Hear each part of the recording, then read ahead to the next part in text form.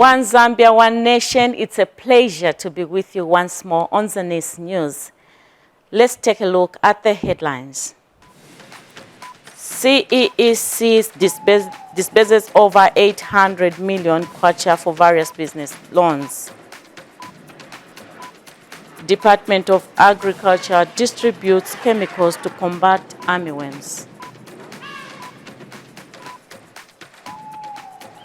Youths advised to apply for CDF Skills Development Fund. And in sports, government to spend 180,000 kwacha on Youth Day sports activities in Mumbwa. And now the news in detail. The Citizens Economic Empowerment Commission has disclosed that it has disbursed over 800 million kwacha in various business loans in the country and made a 71% recovery of its loans as of 31st January 2024. Speaking during a loan recovery session in Nyimba district of Eastern Province, CEEC Public Relations and Communications Manager Mijelo Mukata said the loans have been disbursed to over 82,000 beneficiaries countrywide. Here is a report. The Citizens Economic Empowerment Commission, CEEC, Busulu and Marketeers Loan Products are producing results for economic emancipation. Some beneficiaries such as William Mwanza and Tabita Kwenda from Nyimba Main Market are doubling their capital and creating employment for others.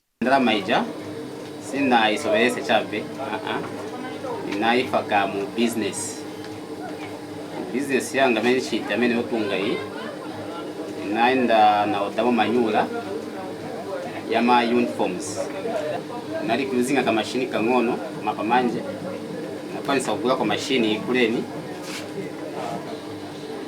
so kufikira pano at least iko na maintenance anako na bebe venashta employee nzaicha bena umozi cha kunzo senza na bebe matrice da patrico for maji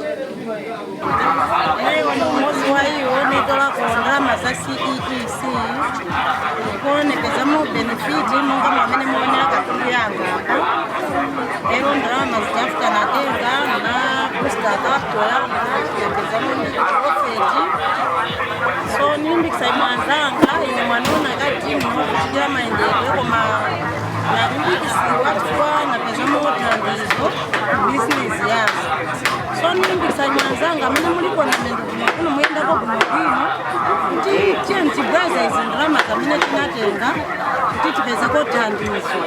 And CEC Public Relations and Communications Manager gives an update on the progress of the empowerment packages. Overall, the Commission has been able to disburse over 82,000 business loans, about 82,327 business loans to various citizens, companies and cooperatives. And these loans are valued at over 841 million kwacha. Looking back at where we're coming from, in 2023, the target we had set for ourselves as CEC was 85% recovery, and we only managed to attain 70% recovery of the money that we had disbursed. And for 2024, as of the end of the first month of the year, that is 31st January 2024, the repayment rate had attained a rate of 71%. And for target-wise, by the end of the year, we hope to recover at least 90% of the funds that we had disbursed. Hope Walia, Nyimba District, Eastern Province. Government to commence the rolling out of the second phase of the Zambia Agribusiness Trade Project to all provinces at a cost of 170 million United States dollars. Minister of Commerce, Trade and Industry Permanent Secretary John Mlongoti says the project seeks to promote rural industrialization through enhancing funding to local initiatives. Mr. Mlongoti said this in Choma District when he called on Southern Province Permanent Secretary Naman Monze before handing over 50 dairy animals to Malinka Multipurpose Cooperative, which has been empowered under the first phase of the project. Liseli Simusole has the details. They are jubilating as they are the latest beneficiaries of empowerment through the Zambia Agribusiness Trade and Industry Project, which the government is rolling out in partnership with the World Bank. These dairy farmers from Malinka Multipurpose Cooperative in Halumba village of Mbabala constituency in Choma district are overjoyed as they have been empowered with 50 dairy animals valued at 1.9 million kwacha. The project, which will also construct a milk bulking center, has also handed over a water facility to this community. Ministry of Commerce, Trade and Industry Permanent Secretary John Mulongoti explains the scope of the project. Phase 1 of the ZATIP 1, the total amount with support from the World Bank was $40 million, but the phase 2 is big and loaded. It is $170 million. The lessons from phase 1 have been encouraging. We've seen that we've developed the much needed linkages, and also we've promoted enterprise or firm growth. The cooperative Malinka has submitted a proposal. So from the Ministry of Commerce and the project, we are giving them 50 dairy animals. Southern Province Permanent Secretary Namani Monze has pledged increased support towards this project. Pona mbuli hulumende gumusanza ndabandiga abadisi utewa namwe abape. Urge the beneficiaries of the support from the project to take care of the facilities that have been built and some of which are still under construction, and guard them jealously because they haven't come at a cheaper cost. And the community is pleased with this initiative. After this, we want our Mbabala to be different. We are so grateful. Liseli Simusole, ZANIS in Choma District, Southern Province. Meanwhile, in Central Province, a Kabwe businessman has called on journalists in the country to report responsibly and engage in entrepreneurship to create wealth for themselves. Proprietor of Farmer's Nest, Matthew Mohan, observes that most journalists remain economically unstable because they do not use their journalistic skills and connections to engage in businesses and empower themselves. Mr. Mohan said this at a media engagement meeting. More in the following report. It is a media engagement intended to help journalists think beyond a pen and paper and to find ways in which they can create wealth for themselves. Farmer's Nest proprietor Matthew Mohan is the convener. Failure by most journalists to be economically independent is his concern. Have you turned your cash into ash, or have you multiplied your cash and created value for it? There are huge investments going on. If you can't save from the little that you are making, how can you ever save when you have all the money? I think practice comes from that angle. And I feel journalists need to start spending a lot of time getting to understand, look, you have so much value, but that value should turn into wealth. You are worth it. He also urges journalists to create rich content which can not only promote tourism and investments, but also value for their work. A travel agency gets 86,000 rands for a couple to come into Kabwe, see where the Broken Hills cow is, go back, and Zambia gets 40 kwacha on the target. A small content has come out of that small pit with a bit of water where the Broken Hills cow was found. It has gone. I thought the journalists in Zambia should be the ones benefiting from that. I thought that rights should be gotten. You can't just go to a beautiful site, take pictures and publish it without paying something. I don't think Heritage got anything out of this. Plus One Media chairperson, Kalenga Chambatu, a successful journalist, advises fellow journalists to engage big companies, government and non-governmental organizations to create content and wealth for themselves. Setting up that radio station, I think, changed my life tremendously, because not only financially, but I started meeting people who started adding to my dream. Like, my network grew. I started meeting, ministers, business people like him and things like that. And my trajectory from then has just been one success to the other. And even meeting him is because of the networks that I've built through. Hlupekilenko for ZANIS in Kabwe.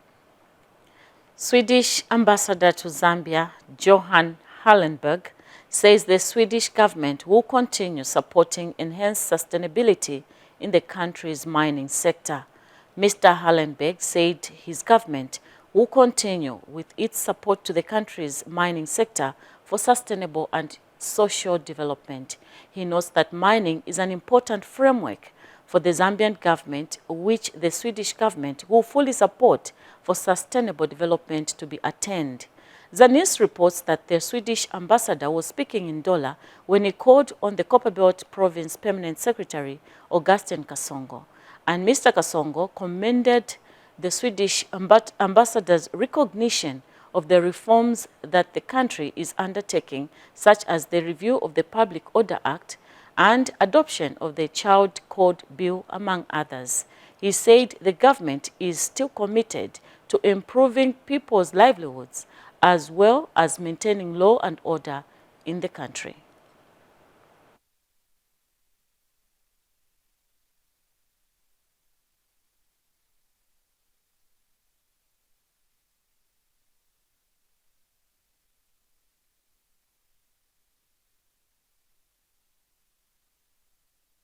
The Swedish Embassy arranged a forum on mining here on the Copperbelt. It was a forum on sustainable mining, which was intended to bring businesses together, to create business, but also to strengthen this discussion on sustainable mining, so that we can promote mining in a sustainable way for the environment, but also for the social development. I know that mining is a very important pillar in the Zambian government's approach to development, and we support that very much. And we're happy to see that we are active also in the mining sector. I hope that as you continue your tour of duty to this country, you shall entrench the relationship between our two governments. Your Excellency, Ambassador, I wish to congratulate you on your appointment as a representative of the Swedish government to Zambia, during which you recognized the efforts of the Zambian government and appreciated the reforms we were implementing, such as the review of the Public Order Act, adoption of the Child Code Bill, decentralization, and the abolishment of the death penalty. In stating that Zambia was on the right track, you advised that the reforms are crucial to strengthen democracy and human rights in the country. We are committed to entrenching law and order, peace, stability, as well as maintaining the country's status as a united state. As the President mentioned, these elements are essential in ensuring that the government is focused on trade and investment as a way of unlocking the country's potential to develop. We continue with the news. Limulunga District Senior Agriculture Officer Simon Mumba has disclosed that the department has distributed over 400 liters of armyworm chemicals to all 25 farming camps of the district who have been affected by dry spell and 4 armyworms. Stella Goma now reports. The dry spell that has hit most parts of the country has left a trail of destruction to farmers' fields in Kawa Hill of Limulunga District in Western Province. The crops have not just been badly hit by the dry spell, but 4 armyworms as well. Ipangile chwale losi akona profiti. Chwale kona aliza kwa musokulia nizivi chwale simusono mwamu kapirela akuli niwona bangi babata mateni yabona kulilekise kubona kuba muso masaka ambonyi kodo mbonyi isinyehile chwa aluzivi kuli bakalweza chwani bona bamuso kuluna kusinyahelwa kilicho zaluna akwale ni kupa kumuso kuli balutalime ni kulubona kasi chosaluna sisinyehile kalizazi kula inuma ipalile luli likatalize kulima kweza likamani masimu alulimile mwenje akwana neva kweza mafu hectares sibu kwa penisona sisinyize mbonyi ape ichilwe kola kuti inuma muso ulubone luna abana babona kwanu kuli haiba nje bakalutuwelela fela lukashwa bakatono panga fela bitupu. And a female farmer who has not been heavily hit by the dry spell has called for timely distribution of chemicals to combat armyworms. Nelukupafya muso kuli muliani ubange buka ufinilu na balimi kuli lusale muhafya kuli mwasimu kuna ni sibu kusesikia peto batu bafaela muliani kapilipili kuli mbonyi iska sinye hakali. Limulunga District Agriculture Office is in Kaba Hill to assess the impact of the dry spell and for armyworms. In the time when it is hot without rains, that's when the pest celebrates and the hatching also takes quicker. So we are encouraging farmers also to quickly take action before even they receive the chemical from the government. For Limulunga, we had received 406.25 liters of chemical, which was actually given to all the camps. The rains have really disappointed us, so our fields are drying, our rice fields have no water, our maize are wilting, almost reaching at a permanent wilting point. Before the chemicals came, they were using sand as a control measure and ash. Recently, 14 agriculture officers were trained in pest management, who later trained 500 farmers in each camp. Stella Goma reporting for ZANIS in Limulunga District, Western Province. Now, Minister of Energy Permanent Secretary for Technical Services, Peter Mumba, has called for the need to come up with sustainable energy solutions that will assist in mitigating the impact of climate change. Mr. Mumba says sustainable energy solutions will help in addressing the adverse impact of climate change in the country. Mr. Mumba said this in a speech read for him by Minister of Energy Director for Human Resource, Titus Mwewa, during the official opening of the 3rd Climate Compatible Growth Annual CCG workshop. The Veterinary Association of Zambia President Malcolm Chioba has appealed to the government and other stakeholders to rebuild the Mumbwa District veterinary offices, which were gutted by irate residents who ran amok on suspicions of ritual murders last year. Dr. Chioba states that the reconstruction of the offices should be prioritized due to the significance of the livestock population in Mumbwa District.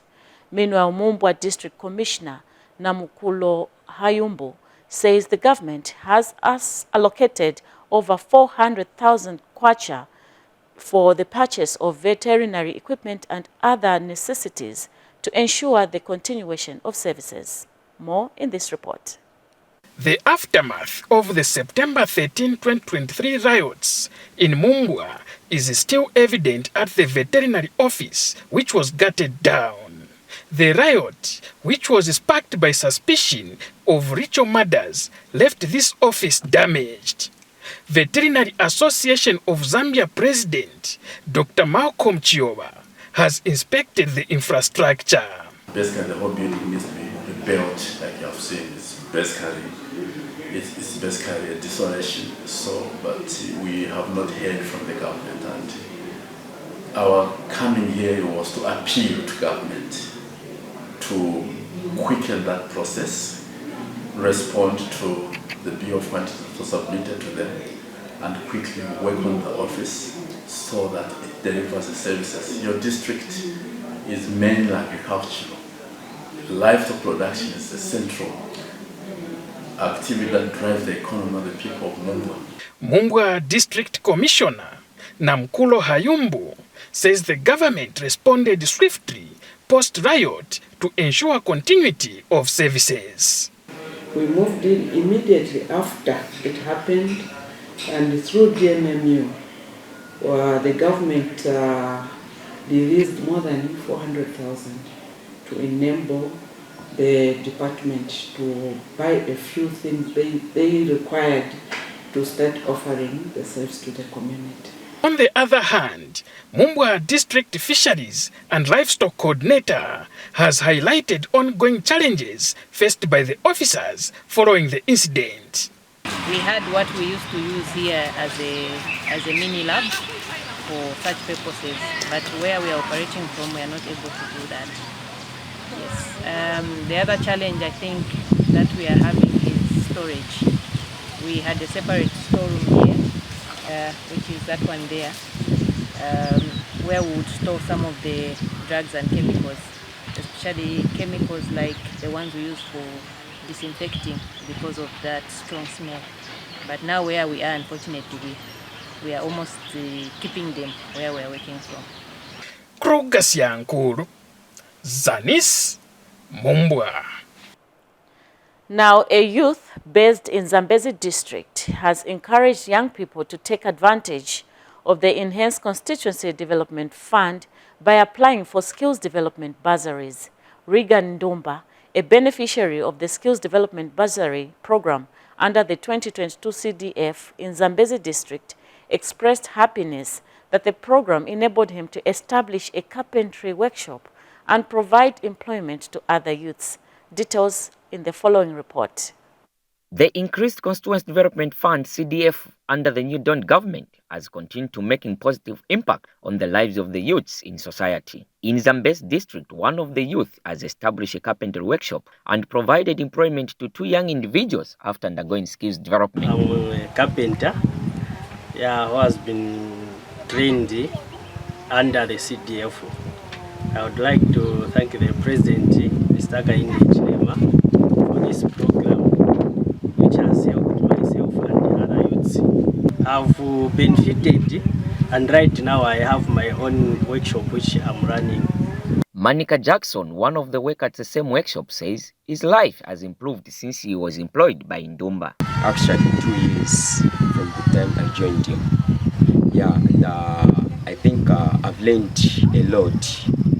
I've benefited a lot because my life is no longer the same. Meanwhile, Zambezi Town Council has disclosed that over 400 skills development bursaries has been approved for 2024. So the Ministry of Local Government and Rural Development through Zambezi Town Council has approved a total number of 443 applicants, those who applied for 2024 skills development bursaries. The council has also this appeal to make to the beneficiaries. So as a local authority, our appeal to all those that are being sponsored under CDF is to remain focused and also acquire the skills that they intend to have, so that when they graduate from whatever that they are doing, they're able to put their skills to good use, so that we have value for money. Chilecheka Fish reporting for ZANIS News, Zambezi District, Northwestern Province. Still in CDF news, Kabwe Central Member of Parliament, Chrysosta Piri, is happy with the performance of the district in the implementation of Constituency Development Fund projects. Ms. Piri says the increase in CDF by the UPND administration is a game changer that will actualize decentralization and accelerate development. She was speaking when she visited Nabusanga Primary School to monitor the construction works of the 1x3 classroom block financed by the 2022 Constituency Development Fund at a cost of $676,000. Namatama Liwanga gives us the details. Constituency Development Fund, CDF, provides an opportunity for elected leaders to implement school construction projects to address the shortages of classroom space created by government's free education policy. This is why Kabwe Member of Parliament Chrysosta Piri is at Nabusanga Primary School to check on the construction of the 1x3 classroom block being constructed at the cost of 676,000 kwacha using the 2022 Constituency Development Fund. As a Member of Parliament, I'm so excited and happy because the catchment area is big here. We have got pupils from the barracks, we have got pupils from as far as almost near Tony's there, which come to attend to this school. So with this 1x3 classroom, when it's completed, it's going to increase this space. Right now, there isn't enough space. The school is receiving pupils every day who come to enroll with a free education. Nabusanga school head teacher Vincent Chembe says the free education policy has created scramble for school space among citizens, forcing school authorities to over-enroll pupils. Nabusanga community, it is growing, and since the introduction of the free education, we are seeing a lot of numbers trooping in, looking for spaces, and we don't want to leave any child behind. So we are absorbing each and every child. So the coming in of 1x3, it is going to solve the accommodation challenge for our learners. Richard Miyanze is Kabwe Municipal Council engineer. He now gives the scope of work. Existing 1x2 is at superstructure level. So after we elect another structure, the third classroom block, we are going to put up a roof. Project duration period, the contract duration is 3 months, and it commenced 2 weeks ago. So 3 months from now, we expect that the project will be completed at a total contract sum of 676,000 kwacha. For ZANIS News in Kabwe, Central Province, I'm Namatama Liwanga. We move to the Copperbelt Province. Government has embarked on the installation of street lights project worth over 800,000 kwacha in Lufwanyama district on the Copperbelt Province. The project is aimed at enhancing security and improving the living standards of people in rural areas. Lufwanyama lawmaker Ken Siachisomo confirmed this to ZANIS after inspecting the progress on the project. Agrippa Silumbwe has more in this report. Having an aerial view of Lufwanyama, one could attest that the district is undergoing a huge development transformation. The installation of street lights is also part of the project government has commenced so as to create a new town outlook to this rural part of the Copperbelt Province. We want to make sure that the district for Lufwanyama is improved. That is our purpose. You know, the purpose of bringing these street lights. We want to light the town so that people are able to move freely during the night. From the police up to Katembora, the money has come under equalization fund, under the council. We have done quite a number of things within the district area so that we can improve the houses, the district administration office. We want to finish it. It's a leadership desire to have this project completed within the stipulated contract time frame of 60 days. I want to appeal to the people who are working on these lights to finish it as soon as possible. And once you are given a job, you are lucky. Do it as quickly as possible because this is government money. And my last appeal to the community, keep these street lights properly. They are your property. The project has already covered a stretch of not less than 2 kilometers. Reporting, I'm Agrippa Silumbwe. The Zambia Institute of Human Resource Management has launched its 5-year strategic plan anchored on promoting and enhancing excellence and professionalism in human resource management. Minister of Labor and Social Security Brenda Tambatamba says the strategic plan, which will run from 2024 to 2028, will ensure well-qualified and professional human resource practitioners in all workplaces.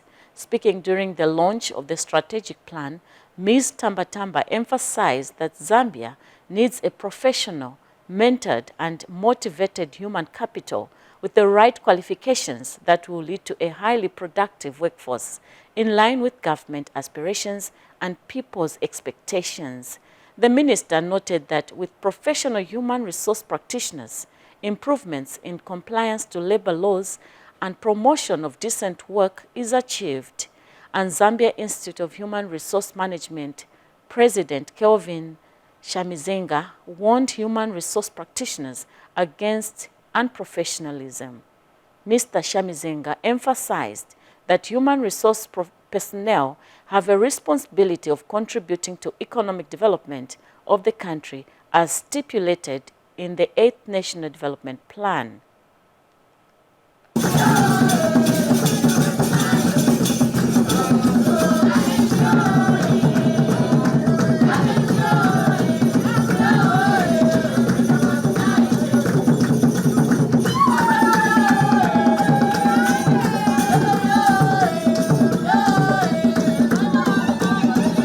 Through this strategic plan, ZANIS will contribute towards the creation of a human capital reserve, which is cardinal in supporting the country's economic transformation agenda as enshrined under the human development pillar of the 8th National Development Plan that comes with the job creation.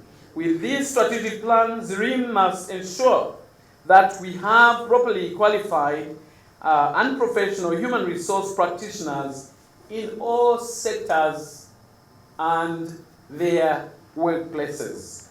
The prerequisite to deliver the transformation we need is a professional, well-mentored, well-coached, and motivated human capital with the right qualifications and the right attitudes and posturing and the right aptitude.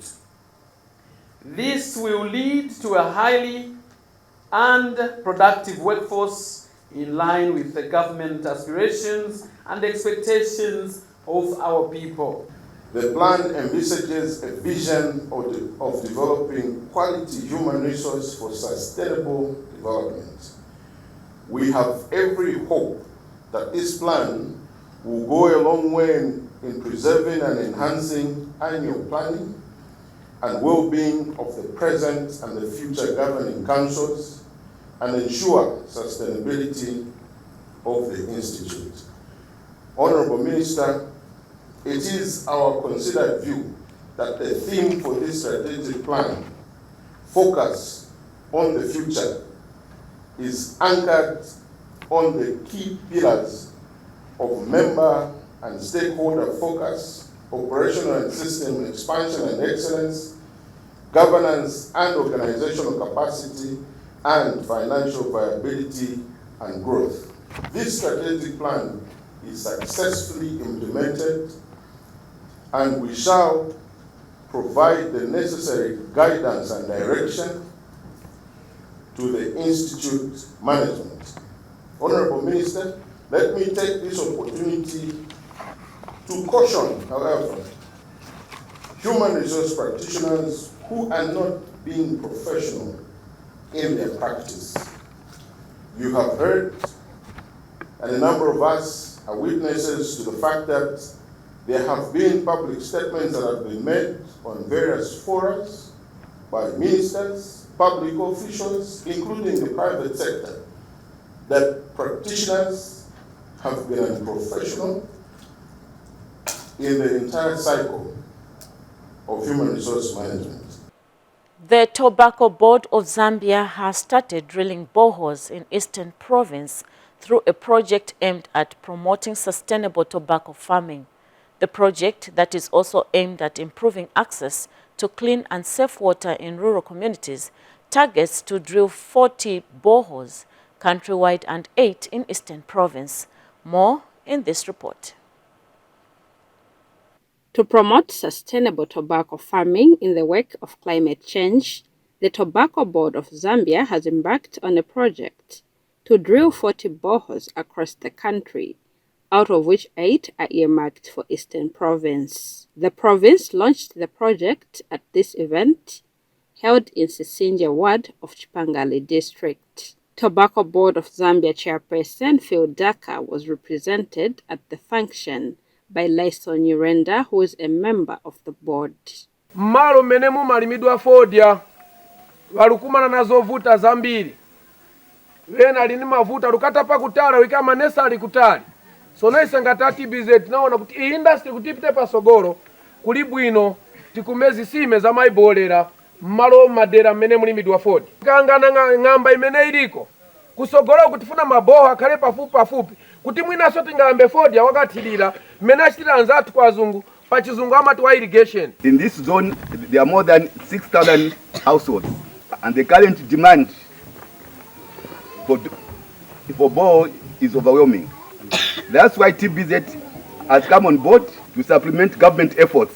Going forward, we shall continue to bring these bores to communities. This development has elated different stakeholders as it will also improve access to clean and safe water in rural communities. TBZ takala kanthawi tukutunga ku zitapwe mpako kuti musalekeze apa yayi masection kapena mizi ni ambiri amene afunako madzi sona aukhondo komanso pemphe ya mambo ni yakuti mwachitira apa tiye tione kuno kutila kapala kuno muonako mitengo aleso nyilenda ni mchuleni iliko mitengo kulibeka so ija climate change tikamba limweso la TBZ tithandizeni kuno kuti tibyale mitengo kuti nyengo ibwerelepo. The council gave guidance on the maintenance of this facility once operational. Taking care of the borehole starts with the responsibility ya ZANIS MAIN immediately kale apa kuti tiyanganire ja borehole kuti tisunga bwino. Tiyakuti akabwere azagule kapaipi kakang'ono. Pafunika tipange water committee yamene zamba kuyanganira tani borehole. Chenyi kaduka ikhale ntchito yanu. Kapaipi kaduka ikhale ntchito yanu kuti yaja mazi tipitirire olandira mazi ya ukhondo. Abigail Kashweka reporting in Chipangali district. Preparations for hosting the 2024 annual Nchwala traditional ceremony of the Ngoni people of Eastern Province are complete, with the event expected to attract both local and foreign visitors. General Secretary for the Organizing Committee, Joshua Jerry, has told ZANIS at Mtenguleni in Chipata that all arrangements for the ceremony slated for Saturday, February 24, 2022 are in place, and activities will center on the theme, which is cultural pride promoting reconciliation for national unity. Details in the following report. With few days left before the hosting of the Nchwala traditional ceremony of the Ngoni people of Eastern Province, preparations for the event have reached peak level, and Mtenguleni Arena is ready for the expected multitudes. We have put all things in place. Infrastructure development is there. The foodstuffs which you are supposed to feed the MPs are there.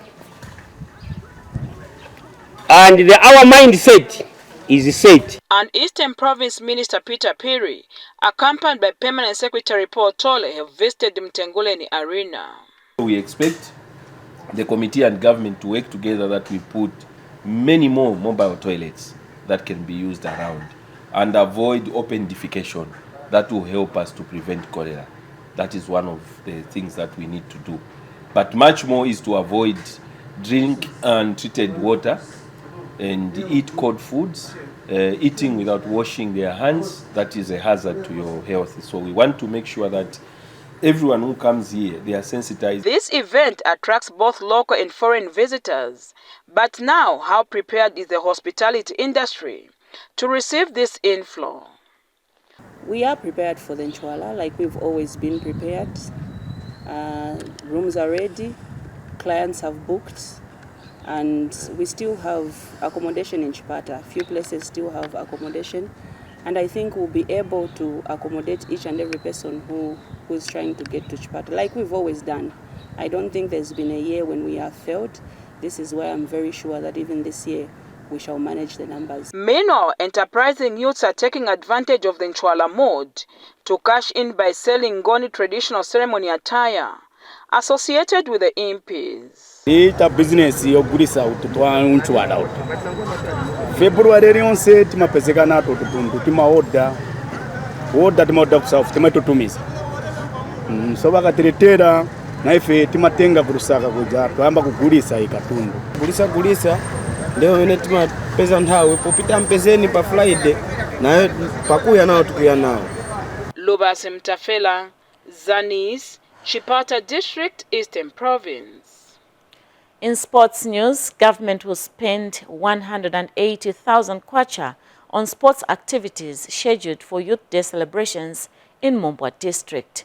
Mumbwa constituency Member of Parliament Credo Nanjua says it is intended to support activities which unify youths and keep them away from illicit activities.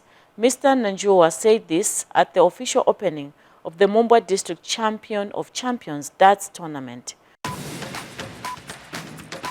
As we end the news, a recap of stories that made headline. CEEC disperses over 800 million for various business loans. Department of Agriculture distributes chemicals to combat armyworms. Youths advised to apply for CDF Skills Development Fund. And in sports, government to spend 180,000 kwacha on Youth Day sports activities in Mumbwa. On that note, we end ZANIS News. On behalf of the entire ZANIS production team, I'm Alice Banda saying goodbye and God bless you.